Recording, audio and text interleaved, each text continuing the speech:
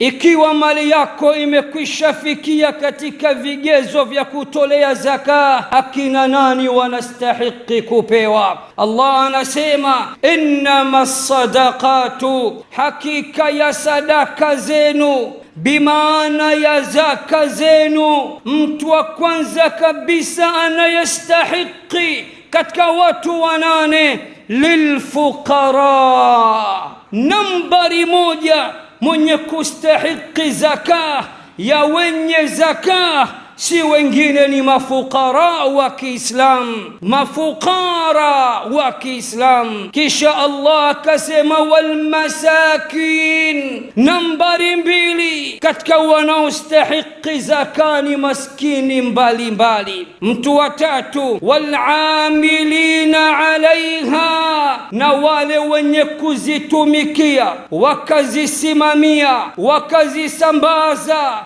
na kuzipeleka kwa watu wake wenye kustahiki. Mtu wa tatu ni yule anayetumikia ile zaka.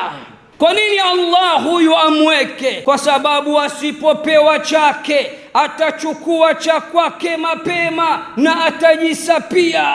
Na ndio maana Allah akasema wasimamizi wa baitul mal, wasimamizi wa baitul zaka, wanaozitumikia zaka, wanaosimamia zaka, na wao wana fungu lao, ili wasije wakachakachue ile zaka, ili wasije kuja kufanya khiana, ili wasije kupata tamaa wakashindwa kufikisha zaka kwa wahusika wake. Ama mtu wa nne, walmuallafati qulubuhum, na katika kutia nguvu nyoyo za wale waliosilimu, ambao baada ya kusilimu wakanyang'anywa kila kitu huko kwao. Pengine walikuwa na maisha mazuri, wakatengwa, wakanyang'anywa, wakaanza alifu kwa kijiti. Allah anasema walmuallafati qulubuhum, na wale waliosilimu au wanaotarajiwa kusilimu, wapeni katika mali ya zaka ili kutia nguvu katika nyoyo zao, ili waendelee kupenda Uislamu, kushikamana na Uislamu. Ama mtu wa tano, wa firriqab,